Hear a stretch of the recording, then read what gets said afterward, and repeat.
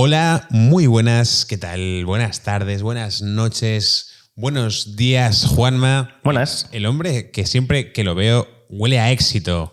Bienvenido, Juanma Collado, soy Álvaro Tejedor, estamos en el Club Potencia, el lugar donde no dejamos de aprender sobre comunicación, sobre psicología. Y hoy vamos a entrevistar a una persona sobre la que han escrito libros. Libros en plural, ¿eh? No, libros porque, luego lo diré en la entrevista, también han hecho una especie de doctorando sobre la libertad de expresión basado en su caso. Fíjate si el tío es importante y si su historia es particular. Anónimo García. Pero antes, lo que realmente está deseando escuchar la gente. La gente se levanta por la mañana pensando qué habrá hoy en la sección de Juanma Collado. Juanma, ¿qué nos has preparado? Pues a mí me pasa lo mismo. Me levanto pensando que voy a hacer en la sección de hoy. Es lo mismo, ¿eh? Pues hoy traigo una historia presidencial, diría. Porque habla de Theodore Roosevelt. Perfecto. Yo tuve un Facebook que mi nombre era Javier Delano Roosevelt. Delano. Sí, porque Franklin Delano Roosevelt se llama Franklin Delano Roosevelt. Vale. Entonces yo cambié mi nombre. No sé por qué estoy contando esto ni por qué lo hice. Ahora que lo pienso. Me gusta mucho el nombre en medio. La verdad es que mucho énfasis. Bueno, pues para quien no sepa, este señor fue presidente de Estados Unidos entre 1901 y 1909. ¿Vale? Y la historia que vamos a contar es en 1902. ¿Por qué? Porque el bueno de Teo, ¿qué hace? Acepta una invitación para ir a cazar con el gobernador de Mississippi. Vale. Cuando ya es presidente, tiene una cita, ¿no?, con el gobernador de Mississippi, una cuestión presidencial. El gobernador estaba como, bueno, vamos a hacernos coleguitas de este tío que tiene bastante que menear, ¿vale? Claro. ¿Y qué pasa? Que pues el tío era bastante cazador, le gustaba mucho. Entonces dice, vamos a montarle una montería por aquí. Vale. Y desde el primer momento llega Teo y hace, oye, me fliparía ver un oso, me encantaría un montón. Y pasan los primeros días y no ven nada. Vale. Y está como...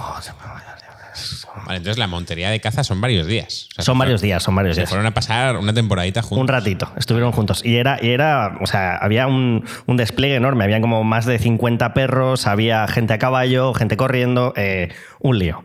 ¿Qué pasa? Que dicen, bueno, hay que traer un oso. Hay que traerle un oso al presidente. Hay que hacerlo. Entonces hacen una batida enorme cuando el otro está tomándose un tecito y acorralan a un oso de 106 kilos viejo y todos los perros se le echan encima y están como venga, paradlo, que tienen que pillarlo, señor. Entonces viene el que llevaba la batida, el tío, y le da con la culata en la cabeza al oso un par de veces. Sí. Entonces lo deja medio tonto. Estamos muy en contra de todo esto, que conste. Muy en contra de los osos. Y entonces atan a este oso y lo dejan en un árbol. Vale. ¿Qué pasa? Que dicen, venga, Presi, vente. Vamos por esta zona. Vente por aquí, que tenemos algo para ti. Y el tío, ¿qué será? Vale. Entonces llega y ve al oso atado, súper triste ahí, como echado, y le dicen, dispárale, tío, dispárale. Y el tío dice, no puedo dispararle porque esto me parece una aberración, me parece que es muy feo y sería antideportivo. Qué bueno. Claro. Entonces... Le dieron un rifle al oso para estar en igualdad de condiciones. Y contaron hasta 10 y se dieron la vuelta. ¿Qué pasa? Que esto era una anécdota que en el momento era como, pero es qué locura, ¿no? Entonces se corrió la voz por todo el país, empezaron a hacer viñetas y de repente una familia de judíos que tenían una empresa de chucherías hace un oso de peluche. Entonces, ¿De peluche o de goma de comer? De peluche, porque la gente ve el negocio donde puede. Por lo que sea, en esa época era dinero, vamos a hacer lo que sea para sobrevivir. Entonces, ese oso de peluche dice, vamos a comercializarlo, pero se lo vamos a enviar al presidente a ver si le parece bien. ¿Por qué? Porque vamos a ponerle el nombre del presidente, al osito.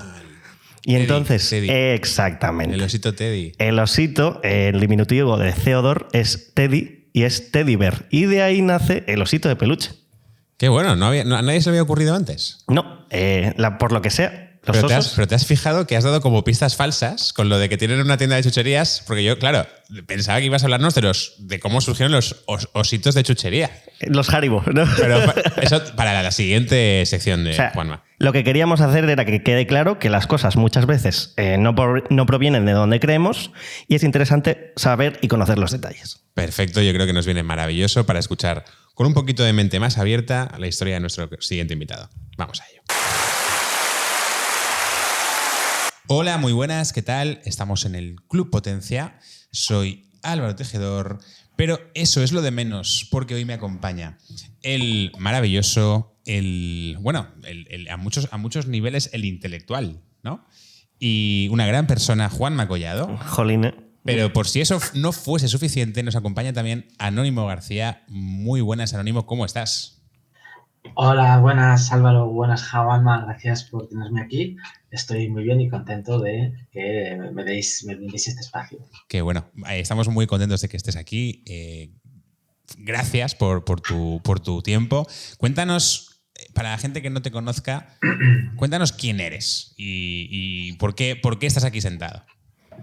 Bueno, pues yo soy un tío de Zaragoza. Vale. Que de repente me crucé con otro tío de Zaragoza que era Luis Buñuel, me crucé intelectualmente o emocionalmente, mejor dicho, cuando me leí sus memorias hace ya unos años, más de 10.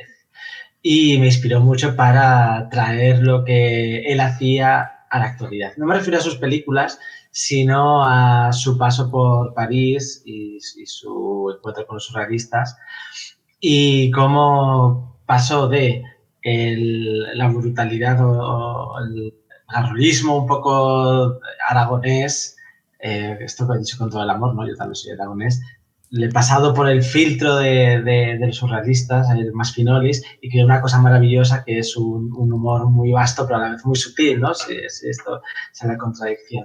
Entonces, en sus memorias, Luis Buñuel le habla mucho de las andanzas de los surrealistas por París en los años 20 y principios de los 30, y en concreto de actos ultrarracionales. Entonces a mí se me vino a la cabeza y al corazón traerlos a la España del siglo XXI con las diferencias que eso supone, ¿no? Vale. Así que, bueno, esto es una descripción muy larga y es un buen arco, pero espero que se haya entendido. O sea, que a priori eres un artista. Uh-huh. Entendemos que esa definición habla de ti como un artista ultrarracionalista. Bueno, si me queréis llamar artista está bien. Ultrarracionalista, además, eso es el adjetivo que le pusimos al grupo que fundamos, Homo Belamine, de gente inspirada también por esto. Yo las traje a unirse y empezamos a hacer este tipo de cosas. El ultrarracionalismo quiere decir que, bueno, vosotros como psicólogos esto seguro que lo definís de otra manera, ¿no? Pero como muchas veces el ser humano dice estar motivado por la razón, pero realmente la razón no es más que el que le da la excusa para hacer lo que le viene en gana, ¿no? El pretexto para el mal, a veces, o para el bien, ¿no? Sí. Entonces la ultrarrazón sería esa razón no racional, ¿no? Con la que dices, no, eso tiene que ser así, realmente porque te apetece, pero tú lo justificas. Qué bueno, qué bueno. Y no sé si hay algo parecido en psicología, supongo que sí, pero bueno. Sesgo de confirmación. El sesgo de confirmación con pinzas, un poco, ¿eh? Juanma sí, muchas veces habla muy rápido, Juanma. Bastante rápido. ¿Y por qué un proceso creativo, un proceso artístico? Entiendo que además con mucho humor, porque Homo Belamine también tenía un enfoque súper humorístico. De hecho, por ejemplo, a mí me gusta mucho has hecho muchas cosas muy guays, ¿no? Pero me gusta mucho el colectivo feminista conservador fan de Esperanza Aguirre, ¿no? O los curas podemitas. Cuéntanos un poco, para la gente que no conozca Homo Belamine, cuéntanos un poco en qué consistían esos actos, vuestras obras. Pues, bueno, hacíamos varias cosas, hacíamos publicaciones y tal y cual, pero la parte más llamativa eran los actos ultrarracionales, inspirados, como digo, en los actos surrealistas. Que eran performance, ¿no? Entiendo, para que la gente nos entienda, eran performance. Sí, eran performances que pueden ser en la vida real o pueden ser digitales, a veces hacíamos cosas webs y cosas así, ¿no? Uh-huh. Y bueno, partía de la base, estamos hablando, esto era sobre los años 2015, 2016, que de repente todo el mundo empezó a conocer lo que eran las fake news y la desinformación, ¿os acordáis, no? Entonces nosotras, de manera natural, veníamos trabajando con algo así. Que esto también ya lo hacían los dadaístas, los surrealistas, o sea, no es nada nuevo, y luego los culturales, ¿no? Que es crear noticias falsas, pero con un fin artístico o de juego, ¿no? De experimentación. Sí, bueno, para poner la credibilidad de la gente contra las cuerdas, ¿no? Esto lo dice un periódico, ¿te lo crees? ¿Sí o no? Bueno, entonces aquí pues creamos varias noticias, varios actos ultranacionales que llevados a la prensa resultaron ser noticias falsas. Existe un colectivo llamado Feministas con Esperanza Aguirre, FEA, que son las siglas, ¿no? Si hubiera sido Machistas con Esperanza Aguirre hubiese sido peor, sería MEA, ¿no? Y bueno, pues se trataba como esto es verdad, esto es mentira, ¿no? Pero dio pie a algunas reflexiones, como se puede ser feminista y de derechas, había algún artículo que encabezaba eso. Entonces, una interesante reflexión, ¿no? Sobre todo, buscábamos probar la credibilidad del espectador y a la vez un poco jugar con los dogmas, las contradicciones del pensamiento, cosas así, ¿no? Por ejemplo, lo que has mencionado de los curas podemitas, nos disfrazamos como cleroflautas para ir a un congreso de Podemos. Y esto era un congreso que duró 2 días, nosotros fuimos el segundo, el primero, había ahí toda clase de gente hablando, gente que defendía la marihuana, gente que salía con una pelota de baloncesto al estrado, ¿no? Bueno, son cosas legítimas que puedes defender, pero no había nada relacionado con espiritualidad ni religión, siendo una cosa tan importante en España. Bueno, espiritualidad, ¿no? Sí que había muchos chamanes también, masajes terapéuticos, todo ese rollo sí que había. ¿Ah, sí? Sí, lo que no había tanto quizá era, pues eso, la figura de la iglesia. Vale, no recordaba lo de estas figuras de chamanes y cosas así. Yo en el 15M sí que recuerdo como... pero yo estoy hablando ya de vale, ya de los colectivos ya dentro de Podemos. De los círculos estos de Podemos que había, esto es 2017, ¿no? Vale. Entonces, es que yo recuerdo porque yo estaba mirando lo que lo transmitían en streaming y digo, voy a ir yo mañana, ¿no? Pues a ver qué va a pasar aquí. Pero salía todo tipo de gente, la más variopinta, ¿no? Pero no había un espacio espiritual. Y entonces fuimos allí y muchas señoras, sobre todo las señoras las más mayores, ¿no? Que habían ido allí a ver la presencia del acto de Podemos, me decían, qué bien que esté aquí la iglesia representada, porque nosotros somos creyentes y no hay un espacio aquí en la izquierda que una estas dos cosas, ¿no? Entonces ahí hicimos un puente un poco sin quererlo, ¿no? También salió en toda la prensa, en el ABC, que luego borró el vídeo, no sé qué, cosas así. Qué bueno. O sea, pero vosotros al final jugabais un poco con generar esas paradojas o contradicciones para quizá invitar a la reflexión y también para divertiros, entiendo.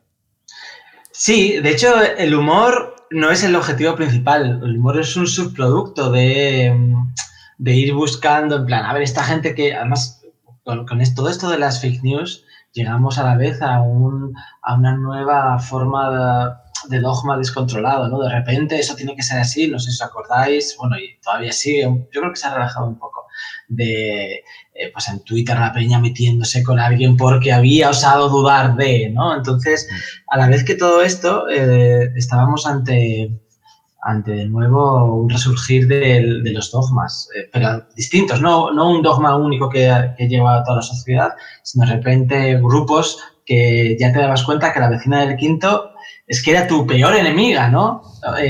Por un 1% de diferencia ideológica. Entonces, quizá por un estado de Facebook, ¿no? O un comentario de Twitter. Y entonces también queríamos probar, queríamos llevar hasta ver hasta dónde de flexible éramos las personas con nuestro sistema de creencias. Y pues muchas veces probamos eso, las ideologías y temas así. Un ejemplo muy chulo también es cuando hicisteis el desplegable de la pancarta en la manifestación feminista, ¿no? De España feminista. Sí, esto fue el 2018 en Madrid, que fue, como recordaréis, la manifestación feminista más grande que ha habido, la Gran Vía de Madrid, que es una calle enorme, toda llena de gente, ¿no? De ahí el nombre, ¿no? De ahí el nombre, claro. Gran Vía. Sí, claro. Sí, lo hicieron bien, ¿no? Esto no es un fake naming, nada. Y bueno, pues desplegamos una bandera de 50 metros cuadrados, esto es 3 pisos hacia abajo, una bandera de España con el lema Viva España feminista y el símbolo de la lucha feminista. Esta manifestación venía de varios meses de debate público sobre si la gente de derechas puede ir a la manifestación, Ciudadanos, las mujeres de Ciudadanos y Inés Arrimadas diciendo yo no voy a ir porque yo lucho por los derechos de las mujeres, pero esto es una cosa anticapitalista, ¿no? Y los otros, sí, vete, ¿no? Quería ser inclusivo, pero a la vez dejaba mucho... Bueno, era un debate, no es que yo me posicione por una cosa o por otra. Y bueno, también estábamos con el tema de la bandera de España, que no cumple su función porque no representa a los españoles y las españolas, ¿no? Desde luego no es un símbolo que cumple su función. Pero gracias al Estado español, el Estado español es el que te permite estar manifestándote, que España tenga que tener tantos derechos de las mujeres y tal, y esto es en España y no es en otros sitios, ¿no? Entonces, pues desde un punto de vista súper naif, se puede reivindicar esto, ¿no? Viva España feminista, pues claro que sí. El resultado fue que 5 tíos me subieron y me partieron la cara. Vamos. O sea, básicamente subiste a un sitio a colgar una bandera y te agredieron físicamente. Sí. No es esto el sentir de la mayoría de la gente, que le explotó la cabeza igualmente porque no sabían muy bien, en plan, esto es fascista, pero pone esto, ¿no? Entonces, juntar símbolos antagónicos, que es una cosa muy clásica de cierto tipo de arte, siempre produce algo distinto que no sabes muy bien qué va a ser. Y la obra de arte se materializa en la recepción de la gente, ¿no? Entonces aquí la gente no sabía qué hacer. Y eso fue bastante interesante. Pero esto es un poco como lo que he hablado antes de Twitter. 5 tíos que suban y te partan la cara no representan ni mucho menos el sentir general de las miles de personas que había allí. Pero es cierto que como en Twitter gritan más alto o, en este caso, tienen los puños más fuertes, ¿no? Pues se hacen valer. Claro. Y esto es un poco lo triste de la historia. A la hora de tú enfrentarte a que te agredan, ¿eso cambia la perspectiva que tienes en hacer diferentes obras luego? En plan de, me pueden partir la cara. ¿Es la primera vez que en ese momento es la primera vez que sientes que tu obra, tu arte te juega, o sea, tiene consecuencias negativas para ti? No. Cuando hicimos esto ya veníamos haciendo muchas otras cosas. Y de hecho, bueno, de menos a más, desde gente que te empieza a insultar, pero en redes sociales, pero bueno, pues ya está, no sé, tú quién eres y no pasa nada. Pero no es la primera vez que, bueno, para empezar, siempre hay cierto miedo al hacer estas cosas. Hay que superar la fase de estar sentado en tu casa y ya está, ¿no? Y estás más tranquilo. Más cómodo estar en casa, claro. Sí. Pero aquí hay que superar una fase, por ejemplo, en FEA fue súper difícil porque vas a entrar allí a un sitio que no es el tuyo, no sabes las normas, no sabes los códigos y además a esto era una presentación de un libro, pues había todo gente, sobre todo mayor, súper bien vestida, las señoras con unos pendientes así de grandes, unos abrigos de visón, los señores con pasadores de corbata de oro. Entonces llegamos unas chicas y yo. Y bueno, pues obviamente no pegábamos nada por muy pijos que nos quisiéramos vestir, ¿no? Y entonces el hecho de entrar allí es como, voy a ser objeto de todas las miradas, no sé qué, enseguida van a saber lo que estoy haciendo, pero bueno, al final salió. Y con esto no sé si te respondo a la pregunta, pero bueno, hay otras ocasiones que sí que nos han... esto de la bandera de España, ya hicimos otra cosa más pequeña antes, de hecho sirvió de ensayo, que es con la bandera de España, una manifestación, una marcha de la dignidad. Yo pensaba en entablar un diálogo con la gente, porque yo honestamente defendía lo mismo que defendían vivienda digna y otras cosas, ¿no? Pero bueno, no duré ni un minuto con la bandera y ya, bueno, insultos, me la quitaron, me la tiraron y dije, bueno, me voy antes de que me partan la cara. Pero lo más, bueno, y sí, y gente pues que de repente se enfada, amigos que se enfadan porque tocas un dogma, ¿no? Bueno, eso pasó, pero no muy gordo, era un poco igual. Ya la primera consecuencia más negativa fue esta. Y en eso, insisto, ¿te afecta a nivel creativo? ¿A qué nivel te merece la pena seguir con Homo Belamine siendo un poco antipático para algunos dogmas? ¿Por qué sigues haciéndolo cuando ves que las consecuencias pueden ser tan inesperadas? Bueno, ahora ya no lo hago. De todos modos, claro, en ese momento esto es... O sea, la gente me preguntaba, ¿pero has denunciado a los que te han pegado? Y yo, no, pues, o sea, ni sé quiénes son ni nada, da igual, ¿no? Pues ya está, no va. Pero bueno, había ahí algo que estaba tocando la fibra y era una cosa que yo creo que merecía la pena ser explorada. No merece la pena que te partan la cara, pero tampoco fuimos ahí con la idea de que nos partieran la cara, ¿no? Uh-huh. O sea, esto fue una cosa imprevista. De hecho, ya os he dicho que, por ejemplo, lo de Feministas con Esperanza Aguirre, pues fue difícil entrar ahí, pero aquí parecía todo fácil. Bueno, subimos ahí, no vamos a estar metidos en la manifestación, no sé qué, pero la consecuencia fue mucho más gorda, sí. Uh-huh.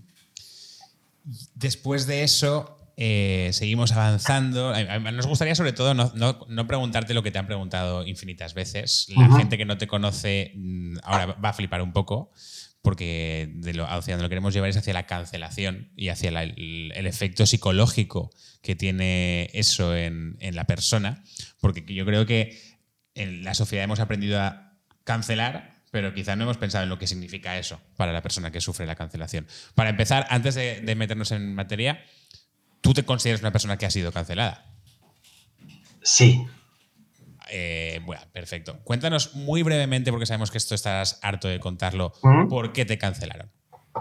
Pues hemos hecho una muy buena introducción. El tema es que dentro de todos estos actos ultranacionales que hacíamos, en 2018, en diciembre, hicimos una web que ofrecía un tour turístico por los lugares de la manada. Era una web que tenía ciertos elementos que permitían la duda de si esto era verdad o no.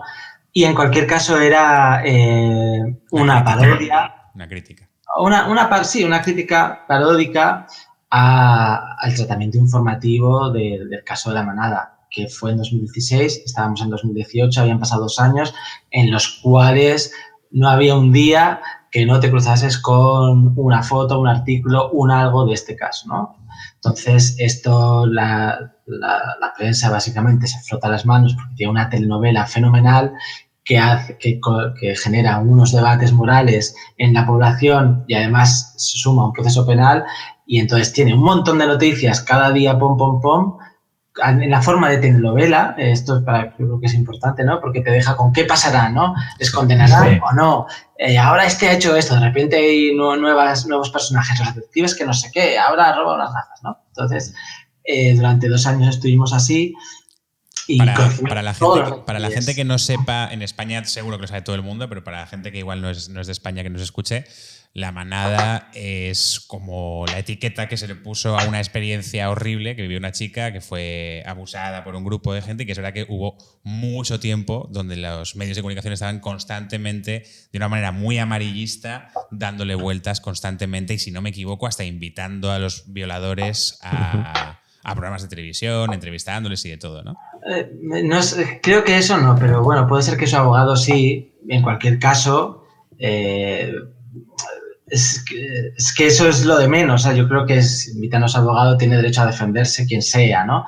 Es el morbo generado a partir de este o cualquier otro suceso así, ¿no?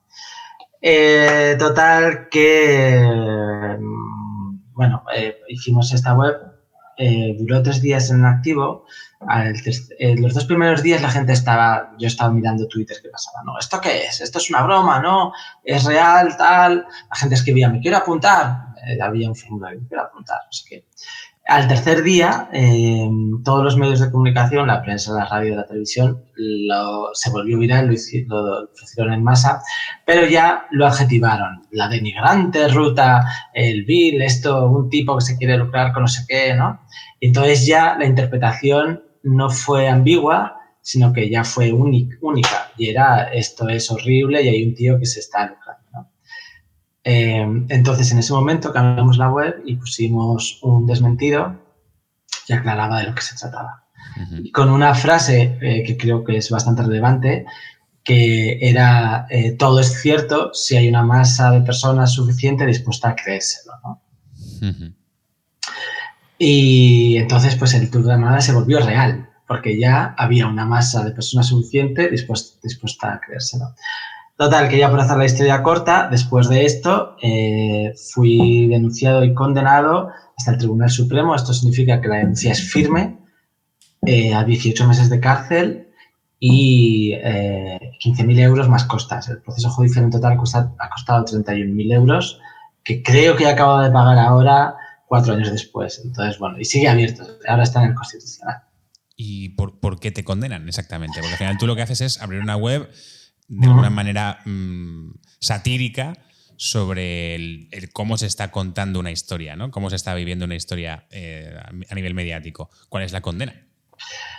La condena es por el artículo 173.1 del Código Penal. Esto lo digo porque es importante, es la primera vez que se aplica este artículo a un caso de libertad de expresión o creación artística. Es la primera, pero ya no es la única. Ya hay otra, que es el poeta Camilo de Ori, que hizo unos chistes en Twitter sobre el caso del niño Julen que se cayó en un pozo.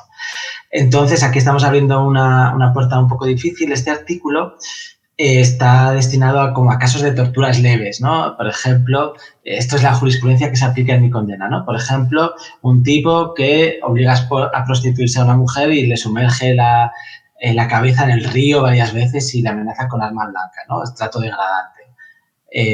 Otro que tiene a una mujer minusválida en su casa y le obliga a sentarse en posturas incómodas o le rapa la cabeza, le baña con agua fría en invierno, cosas así, ¿no? Trato degradante. Estás contándonos sentencias que son que han sido, vamos a decir, equiparables a lo que has hecho tú con respecto a la condena. Sí, estas son las sentencias que salen nombradas en mi sentencia, ¿no? Y otras más así. Vale, por insistir. Pero bueno, para haceros una idea. Claro, por insistir en el concepto, pues recordarnos, ha quedado claro, pero aún así, recordarnos cuál era el objetivo de tu colectivo al hacer esa página web, para que a todo el mundo le quede claro. Era una parodia del tratamiento mediático de sucesos graves, básicamente, ¿no? De desgracias. Bueno, y hoy lo queríamos centrar más que en la parte de tu historia, que estarás, insisto, ya has contado muchas veces, en la parte personal de Anónimo, que no es tu nombre real. ¿Cómo empiezas a notar que estás siendo cancelado? ¿Cuáles son las primeras consecuencias y cómo es rápido o de lento escala esa situación? Yo creo que depende un poco del caso. En mi caso, fuimos de algo que no parecía muy grave, fuimos metiéndonos más en el barro y con las sentencias empezó la cancelación. Pero bueno, un poco, claro, ¿qué grados de cancelación? Que te insulten en Twitter, eso no es una cancelación, esto es pues, parte del día a día, ¿no? Pero cuando ya empieza, pues mira, poco antes del juicio, hemos sido cancelados de muchos sitios, pero nosotros hacíamos fanzines y publicaciones que vendíamos en festivales. Esto es una fuente de ingresos pues maja para poder mantener este proyecto, ¿no? Poco antes del juicio pasó la primera vez y es que nos invitaron a uno de estos festivales en Madrid y a los organizadores había un tipo que les dijo, oye, ¿sabéis que esto está pasando, ¿por qué los estáis metiendo aquí? Los organizadores en este caso se pusieron de mi parte y dijeron, oye, no, esto no tiene nada que ver, nosotros aquí lo que hacemos es elegir las publicaciones que nos parecen interesantes, no analizar moralmente a la gente, ¿no? Para eso ya están los curas. No dijo esto, pero bueno, sería un poco la respuesta. Entonces aquí no pasó, pero ya justo después, esto fue pocos días antes del juicio, tuve el juicio, un mes después la sentencia, y estaba yo en contacto con unas chicas para dar una charla de Reina Sofía. Esto se cayó porque ya había una sentencia con esto, ¿no? En el Museo Reina Sofía de Madrid. Entonces ya empezamos con cancelaciones. Luego vino la pandemia, entonces todo el mundo fue cancelado por igual y ya no pasó nada. Pero, y la verdad es que no fue mal en este sentido, ¿eh? Y aquí ya empezamos con otra cosa que yo creo que de cara más a movidas psicológicas, que es el rechazo. Entonces ya mucha gente conocida no, la gente que no es conocida da un poco igual, ¿no? La gente conocida ya empieza a poner cosas en Twitter, ¿no? Sobre el caso digo Twitter, pero ya es en el círculo más privado, ¿no? No es un señor de Cuenca que no conoces nada, sino alguien con quien has tenido interacción, empieza ya... Entonces ahí ya ves la patita asomar. Y luego ya empieza pues la gente que conoces en la vida real también de hecho, en esta feria había una chica que ya dije, no la voy a saludar. Efectivamente, esa también luego escribió un mensaje demoledor en su Instagram, ¿no? Que yo lo vi, me tiré 3 días sin dormir, por ejemplo. O sea, que claro, no entiendo que hay como 2 tipos de cancelación, que son los vínculos inexistentes, que es la masa desconocida, que por lo que estás contando estabas quizá más acostumbrado a provocar ese rechazo paradójico y que no te asustaba tanto, pero hay un momento en el cual en tus vínculos reales empiezas a notar que la gente que tú considerabas y que tienes unas expectativas de que iban a cuidar el vínculo, de repente empiezan a no contar contigo o incluso a expresar opiniones negativas sobre ti sin haber hablado previamente contigo. Sí, claro, sí. Y entonces, a partir de aquí, bueno, luego va progresando el año, esto es 2020, estamos en la pandemia, entonces, por suerte, no hay ningún tipo de contacto social y a mí me viene fenomenal. Y bueno, la gente de Movelamine se va yendo porque se vuelve todo esto un rollo. Yo me volví un hombre amargado, no hablaba de otra cosa, porque no entendía qué estaba pasando, pero ¿qué he hecho para que me condenen, ¿no? O sea, para que me quieran meter en la cárcel, ¿qué tienes que hacer? Y entonces, pues yo me volví un amargado, pero también porque había que entender qué pasaba allí. Y pues en ese momento, Movelamine éramos unas 25 personas más o menos activas entre varias ciudades. También influyó la pandemia, ¿no? Pero bueno, pues sí, la gente se fue yendo y nos quedamos 4 o 5 personas que siguen ahí, me apoyaron en todo momento.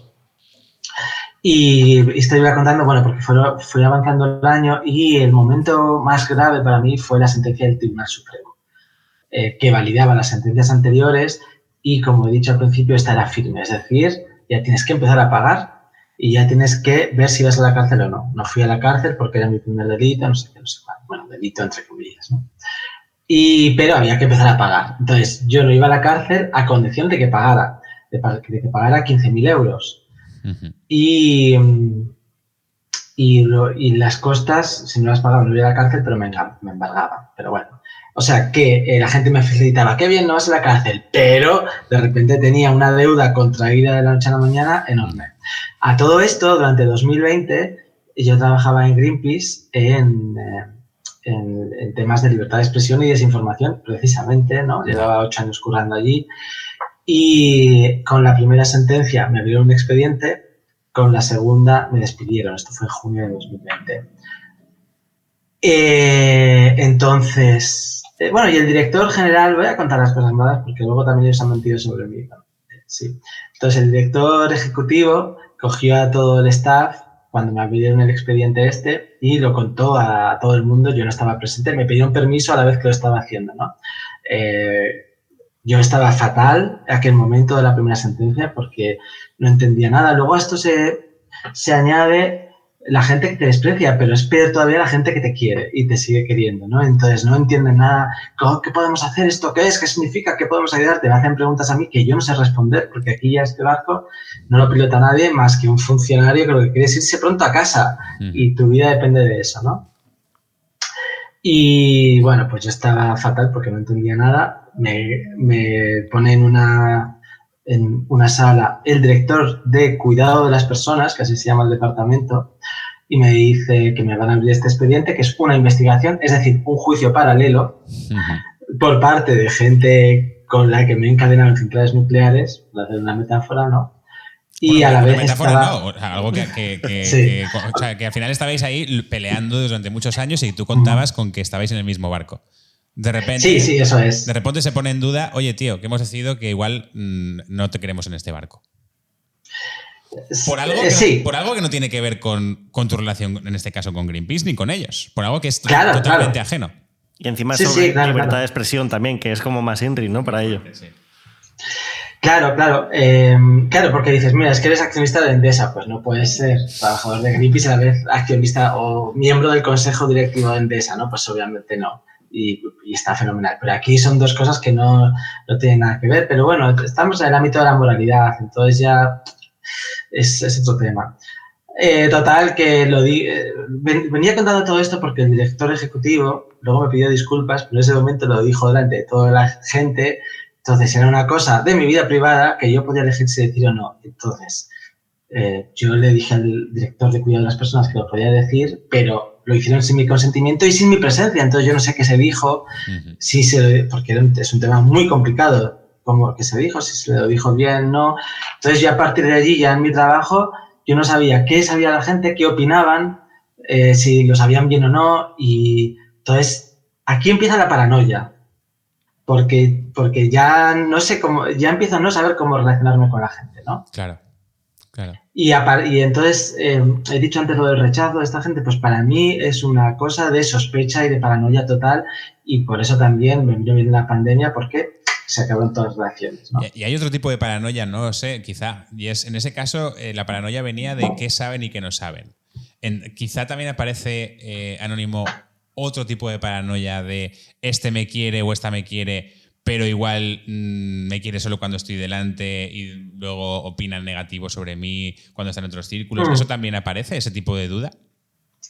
Sí, o sea, yo he dicho lo de qué sabe y lo que no sabe, pero viene a ser pero también qué opina o qué no, cómo lo valora o no, si es negativo pero me va a decir algo en plan, oye, pues creo que no sé qué, va a entrar en una conversación bien, pero directamente sí, hay un rechazo ahí. Entonces, sí, o sea, de no saber cómo me puedo a partir de ahora relacionar con la gente, porque lo primero que voy a tener es un juicio de valor sobre mí, ¿no? También, bueno, vino la pandemia, pero a todo esto nació mi hija un mes después menos de un mes después de la primera sentencia, entonces yo ya me fui, también vino bien porque me fui de baja de paternidad un par de meses antes de la pandemia y luego ya lo junté con el confinamiento. Entonces, bueno, no vi a nadie durante ese tiempo y me vino muy bien, la verdad, como digo.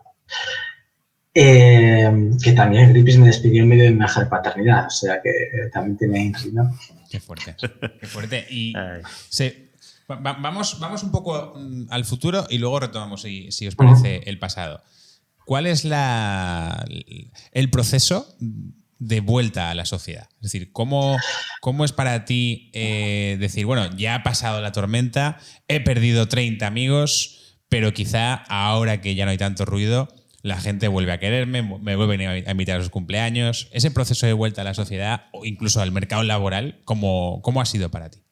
O si no se puede volver a la sociedad. O sea, es muy difícil y todavía sigo arrastrando las consecuencias. Durante mucho tiempo pasó esto. Ves a alguien nuevo o conocido y no sabes cómo reaccionar. De hecho, recuerdo una vez, Kika, que es la dependienta la dueña de una tienda de libros aquí de Madrid, me dijo, no, todo lo que quieras, estoy a tope contigo. Y yo era incapaz de acercarme y decirle gracias, porque yo no sé si me están tomando el pelo o no, ¿no? O sea, es que es no sé si la palabra paranoia define bien esto, ¿no? Y ya ves, o sea, que es un apoyo muy importante pero yo era incapaz de esto. Entonces, a día de hoy todavía, después de tiempo, he vuelto a entablar relación con ella más estrechamente últimamente pero la primera vez que lo volví a hacer con miedo y esto fue hace 4 meses, no te estoy diciendo de hace ya mucho. Yeah.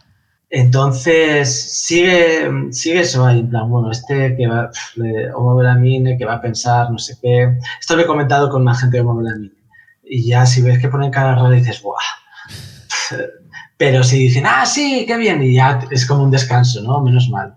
O sea, que la tensión, la tensión la mantienes constantemente. Sí, lo que pasa es que yo ya tengo más herramientas para, si te van a juzgar, decir, mira, tío, ¿sabes? Ahí está la puerta. Es que no me tengo por qué someter a tu juicio, realmente, ¿no? Pero esto era en todo, en buscar trabajo. Pues mira, lo he intentado varias veces, pero es muy difícil. ¿por qué te despiden del último trabajo? Bueno, te tienes que inventar una historia, ¿no? Puede ser. Pero lo cierto es que también me dediqué 2 años y más intensamente a hacer un máster de Derecho, quiero decir, a estudiar mi caso y a partir de ahí aprender esto, otro, no sé qué. Eso es muy de película americana, eso es muy de Hollywood.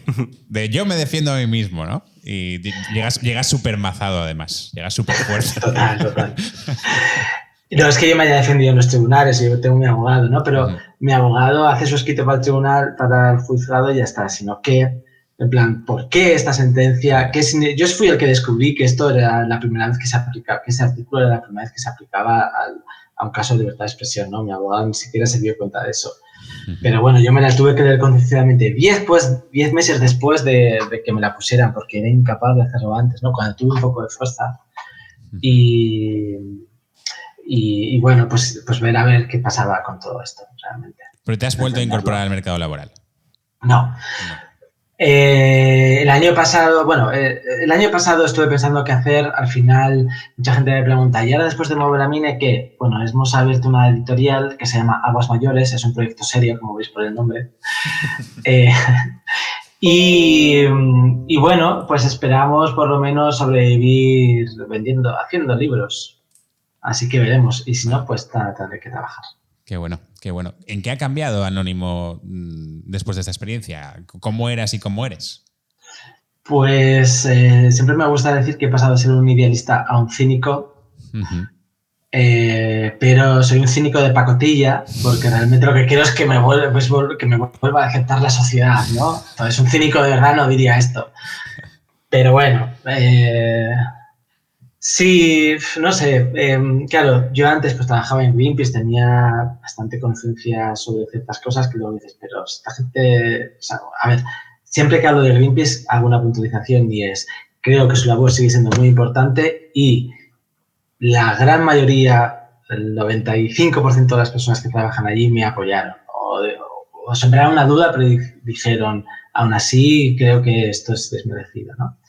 Y creo que su labor, como digo, es muy importante y la calidez humana de la gente que trabaja allí es muy grande, pero de repente, pues claro, el poder te hace llevar las palabras bonitas a un lugar en el que pierden significado, ¿no? Entonces ahora la nueva directora ejecutiva de Greenpeace está todo el rato hablando de los cuidados, del ecofeminismo, no sé qué, pero luego pues lanzó comunicados a la prensa, no comunicados, sino respuestas a periodistas en las que mentía sobre los motivos de mi despido. Entonces, en plan, troca, ¿sabes? No.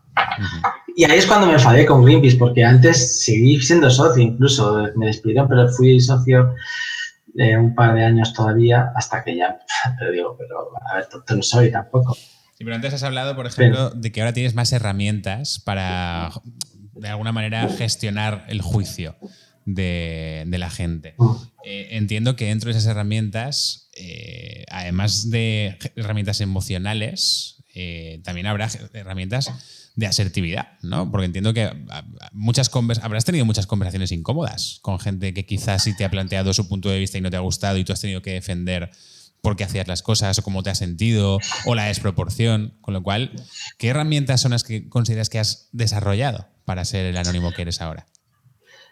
Claro, me estás hablando aquí más de un plano dialéctico intelectual, no tan emocional, ¿no? Entonces, ambas me sirven. O sea, me parecen muy interesantes las dos. Bueno, porque al final yo soy el mayor experto de este caso en España, entonces que me venga a hablar, pues yo ya me sé todas las respuestas un poco. Pero estas respuestas las he ido pensando a lo largo del tiempo. O sea, las he ido yo y más gente, ¿no? En concreto, Juan Soto Ibars escribió un libro sobre este caso, publicado hace 1 año y poco, se llama Nadie se va a reír. Lo recomendamos mucho, lo recomendamos mucho. Nadie se va a reír, de Juan Soto Ibars. Yo conocí a este caso gracias a ese libro y yo creo que cuenta muy bien la historia y a la persona también. Sí, él lo hizo muy bien, es un libro muy entretenido y él escribió muy bien, entonces yo creo que es una buena lectura. Y hay otro chico, Sócrates Rigo, que es un nombre real, no me lo estoy inventando. ¿Cómo es? Sócrates. Sócrates. Sí. Sócrates Diego. Rigo. Sócrates Rigo, perfecto.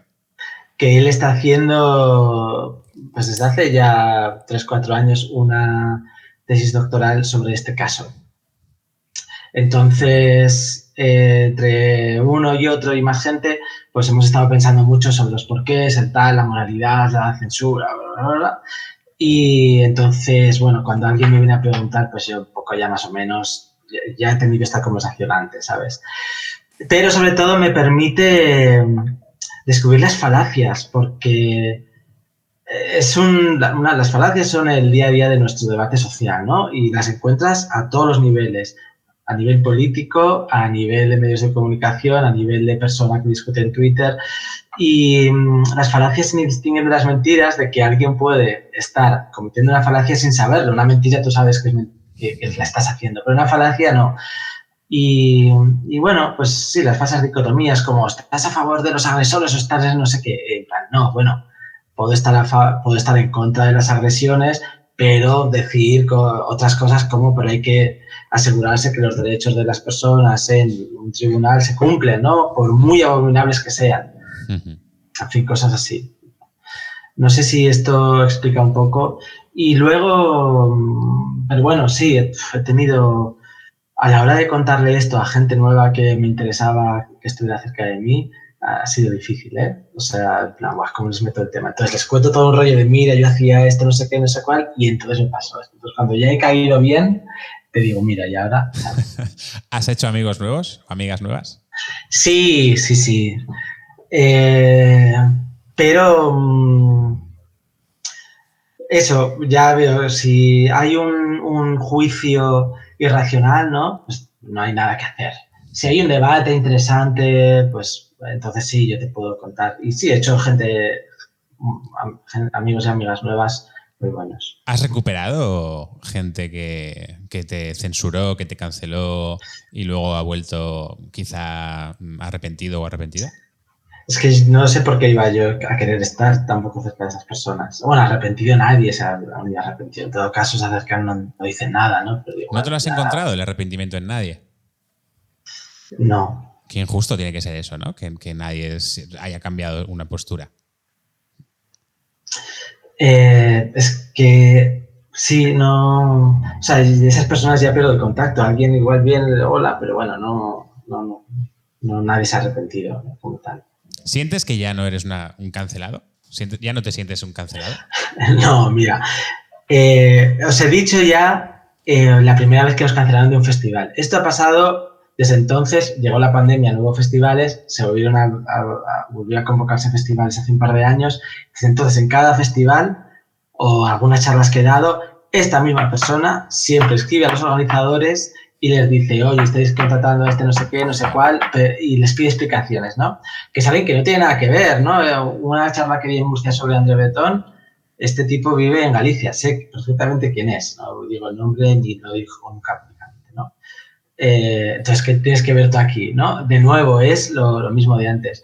Aquí le vamos a contratar a este tío para que dé una charla de André Breton. No vamos a analizar su esto moral porque para eso ya están los curas, ¿no? Y ya está. Entonces, esto sigue pasando. La última vez que nos pasó fue en octubre del año pasado, en Valencia precisamente. ¿Y qué significa esto? Pues cuento este caso, ¿no? Ha pasado varias veces, pero este caso, que es el último, nos cogen en un festival de autoedición.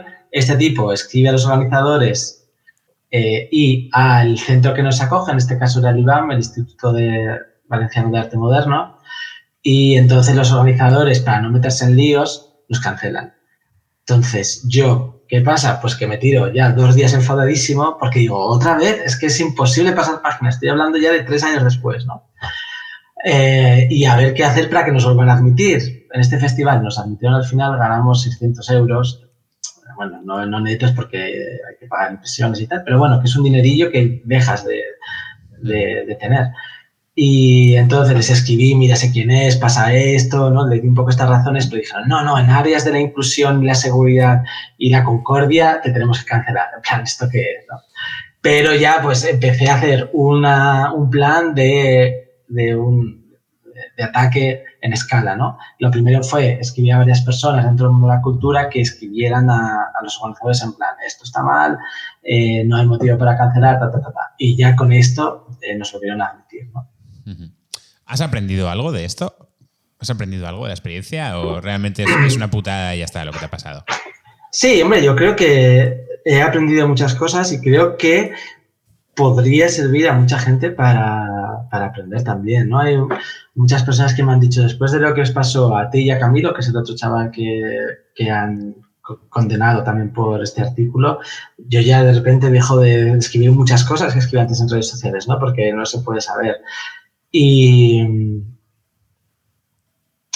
no creo que haya aprendido nada nuevo que no se sepa ya desde los griegos antiguos, pero pues sí, al final las palabras más bonitas son el primer bastión que te anuncia el totalitarismo, ¿no? Por eso esto de los cuidados y no sé qué, pues ahí te van a joder cuando empiezan a hablar de esto. En cuanto hablan de espacios de reflexión, significa que detrás hay un dogma. Y lo digo en concreto porque este tío que nos cancela tiene una editorial que publica libros que decimos con un poco de sorna entre nosotros, que proponer propuestas, ¿no? Porque siempre están hablando de espacios para el diálogo y el encuentro. Y ¡pum! Cancelar. Es el mayor cancelador. Cosas así. Pero bueno, mira, por ser más específico, lo interesante habría que analizar, tenéis que entrevistar a este tío, porque lo interesante de él es que no es que nos cancele por el caso, sino que su novia es la ex de un miembro de Homo Blamine. Entonces, como acabaron fatal, ahora él nos cancela, pero influido por su novia. Entonces, igual es que le caes mal a la novia y ya está. No, la novia es la que se fue de ella había participado en Homo Blamine, se fue de Homo Blamine porque cortó con este tipo, ¿no? Entonces, yo le dije, oye, ¿te apetece hacer esto? No sé qué. Y me dijo, no, mira, prefiero estar más alejada por no estar cerca de él y tal, pero os quería mucho a ti y a este otro, ¿no? Ese fue su último mensaje. Un año después, rayos y centellas. Sí. Y entonces has hecho este nuevo novio y tal. Entonces, habría que analizar la psicología de este tío, ¿no? En plan, ¿qué hay aquí detrás? Pero bueno. Son detallitos. ¿Has recibido ayuda psicológica? ¿Te has apoyado en algún profesional? ¿Cómo en esos primeros momentos? Porque nos has dejado caer que has estado muy triste, que has estado muy enfadado. Entiendo que eso se convierte en ansiedad, esa paranoia constante, esa duda, en una inhibición de tu exposición social y de tus vínculos. ¿Cómo lo has llevado a nivel personal, emocional, psicológico? Pues sí, poco después de la sentencia del Supremo, que conmigo es la gorda, y a partir de aquí viene es el peor momento para mí, ¿no? Y yo voy a remontar. Empecé a ir a una psicoanalista, que no sé, como aquí ya sé que todos los psicólogos estáis enfadados con todos, sí. Pero bueno, me la recomendó un amigo que él iba allí también, y yo digo, si este tío que está tan loco le viene bien, entonces a mí seguro que también, ¿no? Muy bien. Y, o sea, lo digo loco porque yo le quiero muchísimos colegas, sí. ¿No? Somos muy colegas. Y la verdad es que me ha venido fenomenal y lo primero que hizo fue quitarme la culpa de encima. Entonces, en cuanto entendió por qué era la tercera o cuarta sesión, me dijo, tú no eres malo, tú eres tonto. Y dije, ya está, me he liberado, ¿no? Entonces ya, aquí el que me venga a juzgar le diré, no, yo no igual soy porque malo. lo de tonto ya lo sabías, ¿no? Lo de tonto no fue sí, yo prefiero ser tonto a ser malo. Entonces dije, pues ya está. Y lo cierto es que esto fue como una abracadabra, ¿no? Unas palabras mágicas que ya me quitaron de repente un peso enorme. A partir de aquí, bueno, ya fuimos trabajando en la autoestima y cosas así. Qué bueno. Claro, es que yo considero que la cancelación, con todo lo que nos estás contando, las consecuencias pueden ser, irreversibles, ¿no? Esa sensación de falta de aceptación, de falta de vínculos, de miedo constante, de ansiedad, de enfado. Bueno, en tu caso, porque parece ser que eres un tío bastante estable, bastante sereno, pero... Claro, aquí la cuestión es que esto viene y olvídate del resto de problemas que tengas en la vida, porque esto es una bomba, es como un cáncer que se va extendiendo, ¿no? Primero te toca a ti, luego la gente alrededor, la gente que quieres, la gente que se aleja, se va extendiendo por todos los aspectos de la vida. Si yo estaba analizándome unas cosas del sueño, se quedó totalmente paralizado, porque tienes un problema muy gordo, ¿no? Claro. Y esto es durante muchos años, porque el proceso penal es una cosa que te mete en las mayores vejaciones buromundanas. Es en plan, ven aquí este día o verán las consecuencias, ¿no? Tuve que ir un día, esto lo cuento bastante, tuve que ir un domingo al juzgado a las 9 de la mañana, estaba cerrado, pero porque esto lo hacía una máquina que no tenía en cuenta, te citaba, ¿no? Tantos días desde tal suceso buromundano y no tenía en cuenta si era domingo o lo que sea, ¿no? Entonces tuve que volver al día siguiente. Entonces, esto es un detalle tonto, pero es, en plan, no sé, ¿sabes? Yeah. En fin. Y entonces, bueno, sí, todos los problemas se van a otro lado y hay que... O sea, sí, se pasa mal, vamos, se pasa mal. Y sigue estando ahora. Hay una entrevista que me gusta mucho de César Strawberry, que como sabéis es el cantante de Defcon 2, y él también fue denunciado por letras de canciones o algún tweet, no me acuerdo qué, pero bueno, al final lo absolvieron, pero también pasó 5 años ahí. Y decía, bueno, yo porque estoy aquí en el mundo del rock and roll y tengo mucha gente que me apoya, pero si yo fuera un tío más normal, que tiene que llevar a sus niños al colegio, que luego le dicen, mira, no sé qué, pues yo vivo con eso, sí. Porque yo no soy ningún cantante de rock and roll, ni soy tan conocido y bueno, porque en el fondo luego ya todo se mete en un debate muy maniqueo de izquierda versus derecha, cada uno asume ya su posición política y la mantiene, ¿no? Entonces, pues bueno, al final todavía sigo ocultándolo delante de muchísima gente y el día que se enteren, pues veremos. Y esto me causa ansiedad a mí, le causa ansiedad a la madre de mi hija, porque qué va a pasar si se enteran los padres, en fin, ¿no? Esto a día de hoy, esta semana mismamente, vamos, de ir más lejos. ¿Volverás a tus actos ultrarracionalistas? ¿Crees que volverán las ganas en algún momento? Yo espero que sí. Esto lo que ha hecho es me ha anulado toda capacidad de pensar en otra cosa que no sea esto. De hecho, el año pasado tuve como 6 meses de paz porque les dije a mis amigos, no me habléis de nada de esto. Y yo me prohibí a mí mismo publicar nada en redes sociales o sea, nada, no producir nada. Yo estaba todo el rato haciendo textos y cosas sobre esto. Y me permitió un momento de paz y empezamos la editorial, ¿no? Y ahora he vuelto a tener que pagar costas, entonces llevo 3 semanas también, justo ahora un poco tocado, pero otra vez. De hecho, creo que esta entrevista va a ser la que cuando la publiquéis diré, he estado otra vez, Marco, otro segundo final, que nadie me vuelva a hablar de esto y yo no voy a hablar nada más, ¿no? Ojo, igual el Club Potencia es el último sitio donde se habla de esto en la historia, por tu parte, ¿te imaginas? Estaría guapísimo, ¿eh? Igual, puede ser. Qué fuerte. Y eso es el podcast con menos escuchas, yo creo, de todo Internet, posiblemente. O sea, que pues se van a perder un gran capítulo de la historia. No, bueno, es como el caso sigue abierto, es que es infinito, no acaba nunca. ¿Se liga mucho cuando han escrito un libro sobre ti? Gracias a eso influye, ¿no? Lo bueno del libro es que se posiciona a mi favor. Claro, entonces, claro. Es una cosa importante. Lo que pasa es que entonces, claro, había más que gente despreciándote y tú dices, bueno, ¿a dónde voy con esto? ¿No? Sí. Pero bueno, sí. Muy bien.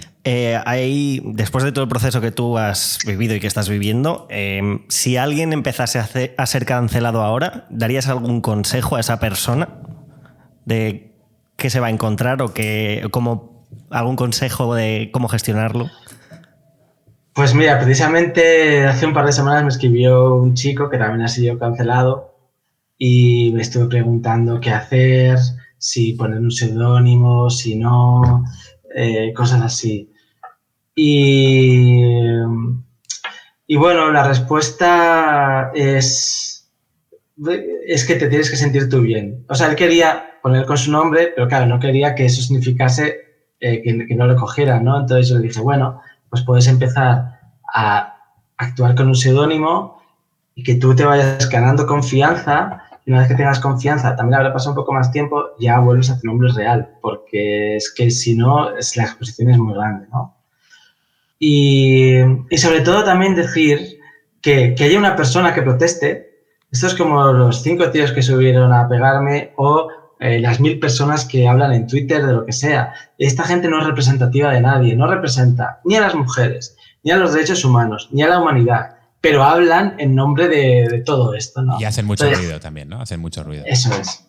¿Quién eres tú para hablar en nombre de los derechos humanos, ¿no? Entonces, yo creo que a las instituciones o a los organizadores que te echan, que lo que quieren es que su evento funcione bien y no tener problemas, y es lógico, les viene un tío que les dice esto y obviamente pues dicen, no veo problemas. Pero hay que recordar esto, ya nosotros lo que le dijimos fue, por nuestra mesa en la feria pasan 1000 personas, nadie se queja. Entonces, ¿quién es este tío para poder decidir quién entra en tu evento y quién no? O sea, y tú quién eres también, ¿no? Haciendo caso a alguien que ni conoces. Entonces, un poco va por ahí. Hay que mantenerse fuerte, pero cuando estás siendo cancelado, como te están cayendo tortas de tantos sitios, lo normal es que no estés fuerte. Yo ahora puedo estarlo porque ya ha pasado tiempo y lo he analizado todo mucho, ¿no? Pero me estoy liando un poco, pero es que, por ejemplo, me echaron de la Casa Encendida de Madrid en otro festival, me echaron físicamente.